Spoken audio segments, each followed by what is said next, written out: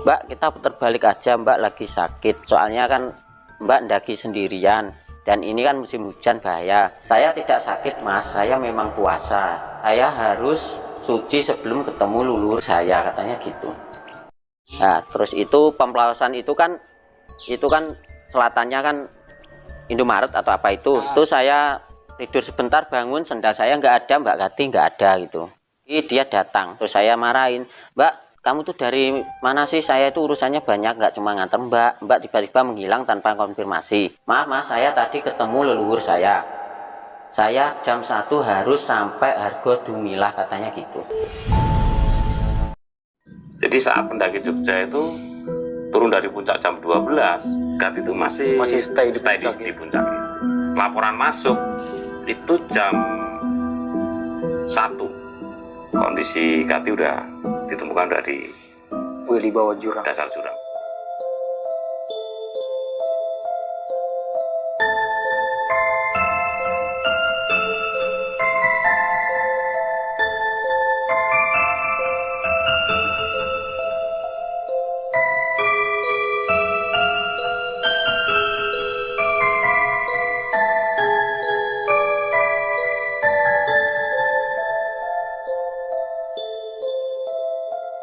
Assalamualaikum warahmatullahi wabarakatuh. Teman-teman, bertemu kembali dengan Kang Z.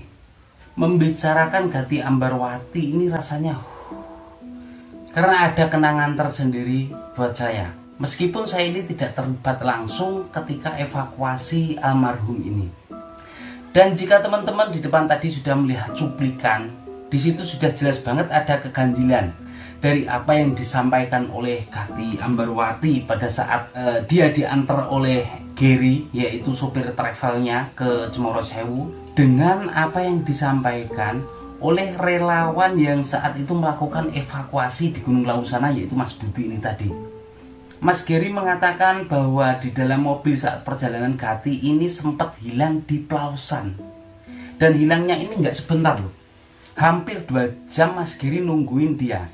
Tapi keanehan ini belum seberapa ya teman-teman. Jadi di dalam cerita ini saya akan melibatkan 3 orang. Yang pertama ini adalah cerita dari sopir travel yang saat itu mengantar almarhumah ke Cemoro Sewu.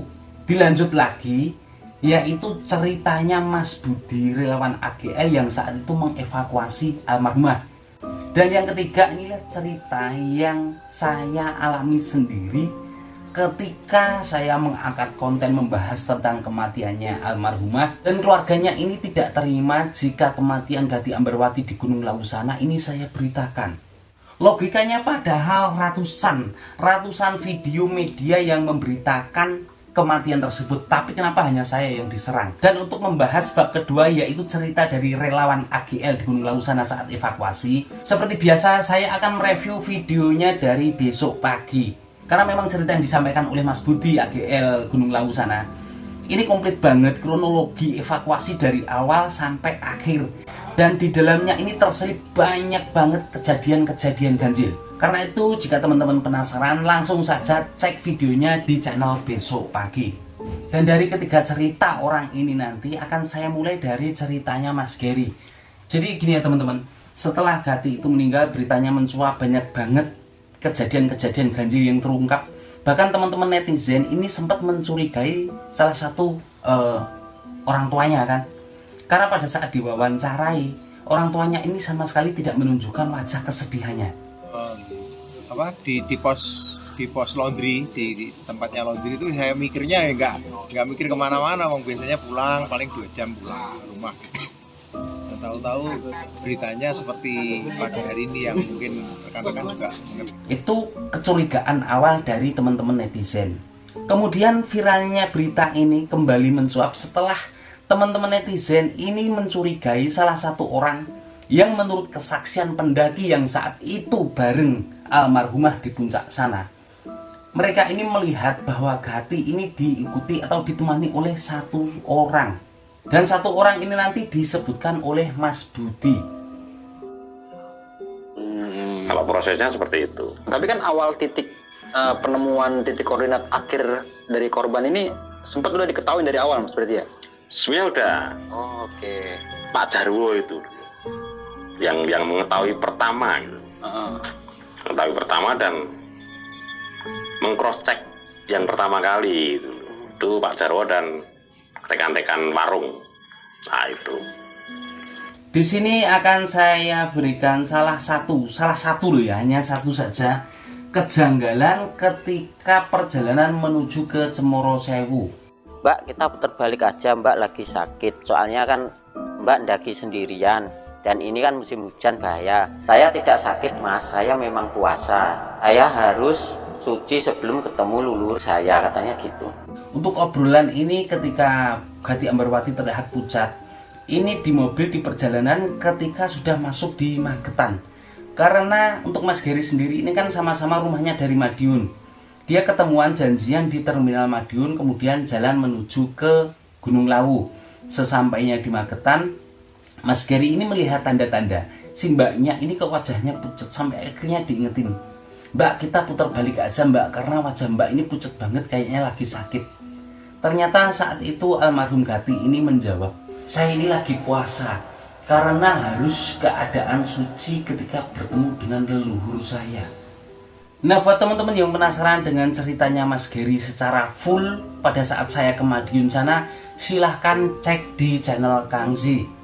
Kemudian di sini ada kesaksian dari relawan yaitu Mas Budi yang sudah menceritakan kisahnya di channel Besok Pagi. Jadi saat pendaki Jogja itu turun dari puncak jam 12, Gati itu masih stay di puncak. Laporan masuk itu jam 1. Kondisi Gati udah ditemukan dari. Hal ini memperkuat meskipun pada saat itu apa yang dikatakan oleh Gati Ambarwati ini dibilang lantur, tapi kenyataannya ini benar-benar jadi kenyataan.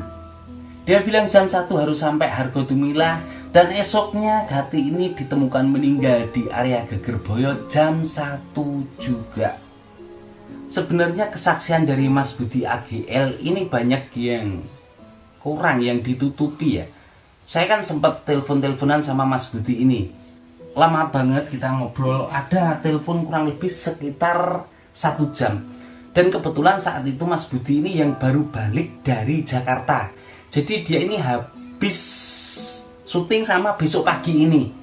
Sampai akhirnya kita ngobrol ngalor ngidul membicarakan hal-hal yang pernah terjadi di Gunung Lawu sana, khususnya yang menyangkut dengan kematian almarhumah ini. Sebenarnya untuk penilaian Mas Budi, beliau ini juga masih menyimpan misteri. Ada keganjilan yang tersimpan. Karena sekali lagi, karena beliau ini statusnya adalah sebagai relawan, di situ ada sebuah privasi yang tidak bisa disampaikan ke publik. Dan saya sendiri juga sangat menghargai beliau. Karena itulah di sini saya juga tidak akan menceritakan rahasia apa yang masih disimpan oleh Mas Budi ini. Kemudian kita masuk ke cerita yang saya alami.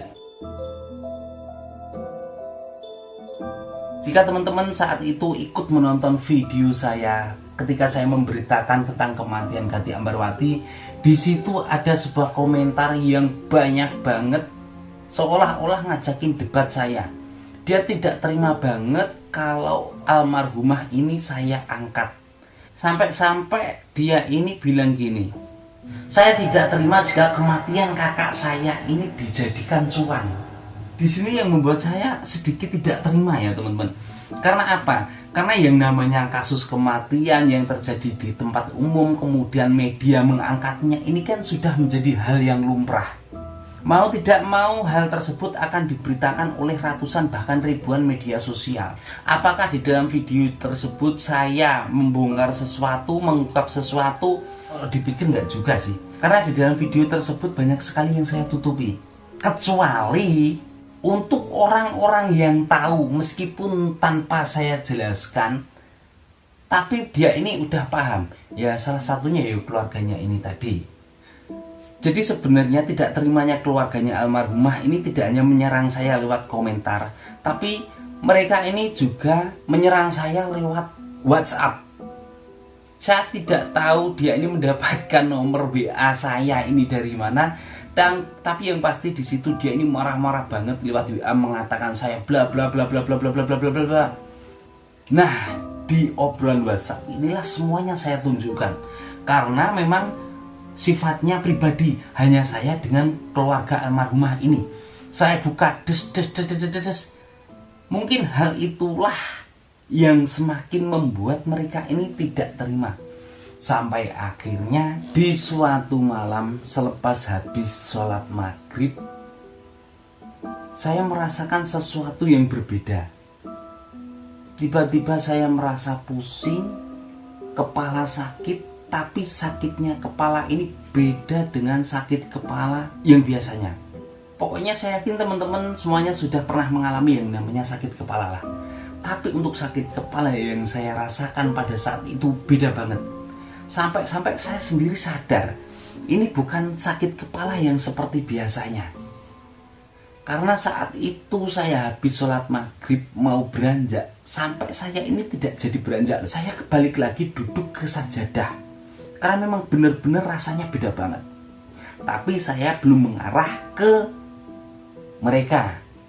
Dan di atas sajadah itu saya mencoba untuk melakukan netralisir ke diri saya sendiri ya. Dan alhamdulillah sedikit berkurang sih. Saat itu sakit kepalanya ini sudah berkurang, sampai akhirnya saya itu beranjak keluar dari ruangan sholat di rumah ini. Lagi dan lagi yang namanya jin ini yang perlu teman-teman ketahui ya. Jadi sosok jin ketika dia ini ingin menyerang manusia, jin ini pinter banget, bahkan lebih pinter dari kita. Dia akan mencari celah, menunggu celah lengahnya kita. Kita lengah sedikit saja, dia langsung masuk des. Karena itulah hampir semua santet-santet ataupun apapun itu ilmu guna-guna, sebagian besar masuknya ke korban ini ketika si korban tidur di jam-jam malam. Jadi ketika si orang ini tidur, kemudian serangan dari gaib ini masuk des. Karena saat itu manusia sedang tidak sadar. Karena itulah agama Islam ini menganjurkan, pertama, kita berdoa dulu sebelum tidur. Yang kedua, usahakan bangun malam untuk sholat malam dan zikir. Karena di jam-jam itulah jam yang rawan, waktu yang digunakan oleh makhluk gaib untuk menyerang manusia tersebut. Begitu juga dengan yang saya alami. Jadi ternyata sakit kepala ini setelah saya buat aktivitas seperti biasanya di malam itu, ini kambuh lagi. Di situ saya mulai berpikir, wah ini udah nggak wajar ini. Sampai akhirnya saya pun menghubungi saudara saya. Saat saya hubungi, dia senyum-senyum tawa kecil. Ternyata beliau ini sudah tahu duluan kalau saya menjadi target incaran keluarga almarhumah ini. Dan yang membuat saya kaget lagi adalah Mas Giri, si sopir travel ini tadi, dia juga WA ke saya. Di situ dia panik banget minta tolong ke saya. Pokoknya dia minta saran harus bagaimana. Karena saat itu anak dan istrinya ini tiba-tiba sakit mendadak. Dan pada saat saya tanyakan, ternyata kondisi terkini anak dan istrinya ini sedang dirawat di rumah sakit Madiun sana. Yang namanya karakternya Mas Giri ini kan, dia takut banget dengan hal-hal yang seperti itu. Pokoknya jika teman-teman penasaran dengan ketakutannya Mas Giri pada saat itu, bisa cek di video saya, karena semua saya ceritakan. Setelah kejadian itu hampir setiap malam Mas Giri ini video call ke saya. Bahkan di tengah malam, dini hari pun dia ini sempat WA ke saya dan kirim video. Dan salah satu kejadian lucu yang dia videoin dan dikirim ke saya itu ketika dini hari sekitar jam 2 malam dia ini ingin buang air. Di videonya dia ini cuman mantengin video. Jadi dia sambil nongkrong, dia videoin kemudian mengarah ke pintu. Oke, pintu kamar mandi ini kebuka. Dan di luar sana ada sosok perempuan yang lagi duduk. Ternyata istrinya disuruh nungguin. Jadi udah pintunya dibuka, nggak ditutup, istrinya masih disuruh nungguin di luar pintu ini. Karena saking takutnya Mas Giri ini. Dimulai dari ketika dia ini tahu bahwa orang yang kemarin dia antar ke Gunung Lawu ini meninggal. Habis Isya ketika dia mau makan, ternyata tiba-tiba nasi yang ada di Magicom itu busuk. Saat itu istrinya Mas Giri mau mintain nasi ke rumah ibunya yang ada di sebelah. Sambil nungguin istrinya, Mas Giri ini buka-buka Facebook dan ternyata disitulah Mas Giri tahu bahwa ada berita pendaki meninggal. Dan setelah dilihat KTP-nya, nama yang tertera di dalam KTP tersebut yang di-share di Facebook, ini adalah orang yang dia antar kemarin ke Gunung Lawu. Ini adalah kejadian ganjil yang dialami oleh Mas Giri. Dan lanjut ke kejadian ganjil yang saya alami ya teman-teman. Jadi saat itu kurang lebih sampai 3 hari sakit kepala saya ini baru sembuh. Tapi alhamdulillahnya itu bisa teratasi tanpa saya harus ke rumah sakit. Untuk hari keduanya, ini tiba-tiba saudara saya yang di hari pertama saya hubungi, saya ceritain apa yang saya alami. Ini dia WA begini, "Si, nanti malam mau nggak mau nemenin saya kerja lembur. Pasang panel listrik di sebuah gudang." Ya udah, akhirnya tanpa pikir panjang saya pun berangkat. Setelah sholat maghrib saya berangkat ke sana karena pada saat itu saudara saya ini sudah di lokasi. Sampai di sana saya diajak kerja malam-malam. Ini saya belum curiga. Mungkin kecurigaan kecil wajar lah. Saya hanya berpikir sebenarnya kerjaan ini kan bisa dikerjain siang hari. Kenapa kok harus malam? Kecurigaan saya hanya sampai di situ. Ketika kita kerja malam sampai pagi, sampai subuh, menjelang subuh kerjaan ini belum selesai, saudara saya ini sudah ngizinin saya pulang. Udah hampir subuh sih, kalau mau pulang aja. Di situ pun saya langsung pulang, nggak curiga sama sekali. Nah, keesokan harinya, ini untuk hari yang ketiga ya, tiba-tiba saudara saya ini WA, nanyain gimana kabarnya, kepalanya masih sakit apa enggak. Disitulah dia ini mulai menceritakan tujuan dia ngajakin kerja malam kemarin. Ternyata tujuannya adalah agar saya ini tidak tidur semalaman. Karena seandainya kemarin malam itu saya tidur, nggak tahu serangan apa yang saya keterima lagi. Menurut keterangan dia sih akan lebih ekstrim lagi. Karena ada 2 sosok yang dikirimkan untuk menemui saya. Yang jelas sosok yang saya maksud ini adalah sosok X ya teman-teman. Tanpa saya jelaskan pun teman-teman ini sudah tahu. Dan 2 sosok X ini adalah jin suruhan dari yang tidak terima tadi. Usut punya usut, di rumahnya Mas Giri setelah banyak sekali terjadi hal-hal ganjil. Mulai dari ketika anak buahnya, karena Mas Giri ini kan punya usaha travel, mobilnya banyak, anak buahnya juga banyak. Jadi setiap malam semua anak buahnya ini nggak boleh pulang loh, harus nemenin dia di rumahnya Mas Giri. Jadi suatu malam dia ini ngajak temen-temennya ini makan keluar ke pasar Dolopo. Orang Madiun udah tahu ya pasar Dolopo. Dan mobil yang dibawa ini adalah mobil yang digunakan Mas Giri untuk nganter almarhumah ke Gunung Lawu.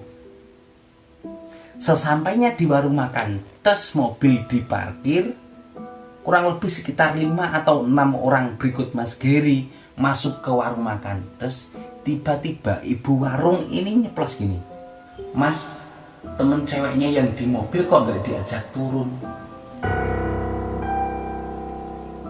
Padahal saat itu mereka berenam ini cowok semua, satu pun nggak ada cewek. Siapakah yang ada di mobil? Karena semakin seringnya terjadi keganjilan-keganjilan di rumahnya Mas Giri, sampai akhirnya Mas Giri ini juga penasaran. Dia terus mengejar saya, menanyakan sebenarnya apa yang terjadi. Dari situ mulai terungkap, siapakah sosok orang tua dari almarhumah ini. Dan yang pasti ini masih ada hubungannya dengan di Gunung Lawu. Jika teman-teman melihat video di salah satu media yang saat itu mewawancarai bapaknya almarhumah, Di situ beliau sempat mengatakan bahwa sebenarnya Gati ini belum pernah naik Gunung Lawu. Tapi kalau untuk kakaknya, Mas C, yang cowok, ini udah 3 kali. Berikut bapaknya ini juga udah 3 kali ke Gunung Lawu. Dari situ saja jika teman-teman paham, ini udah bisa menangkap. Sebelumnya udah pernah belum Mbak Gati naik ke Gunung Oh, Lawu? belum pernah. Kalau adiknya, kakaknya yang di dalam itu udah pernah naik bersama saya 3 kali di puncak Ngargo Dalam. Ditambah lagi, wajah dari orang tuanya ini sama sekali tidak menunjukkan kesedihan. Kemudian setelah almarhumah ini dievakuasi sampai bawah, di puskesmas Karanganyar sana, kepolisian ini menawarkan perlu diotopsi atau tidak karena memang kematiannya seperti ini. Ternyata orang tuanya ini langsung ikhlas, jenazah langsung mau dikebumikan. Jadi itulah tadi teman-teman cerita yang saya sampaikan ya. Jadi atas meninggalnya almarhumah Gati Ambarwati ini banyak sekali pihak-pihak yang ikut terlibat. Mulai dari saya yang hanya duduk di rumah ini kena imbasnya, Mas Gary yang saat itu dia hanya bercerita kepada saya, kepada konten kreator lainnya. Dia juga kena imbasnya juga. Boleh dibilang keluarganya ikut marah ke Mas Gary. Mohon maaf jika cerita yang saya sampaikan ini tadi agak berantakan ya teman-teman. Karena saya lari ke saya, ke Gary, kemudian cerita dari Mas Budi AGL sendiri. Dan saya yakin teman-teman sudah paham dengan apa dari maksud yang saya sampaikan. Pesan terakhir dari saya, tetaplah iling dan waspada ketika kita naik ke Gunung Lawu. Tetap jaga sikap karena posisi kita di Gunung Lawu sana hanyalah seorang tamu.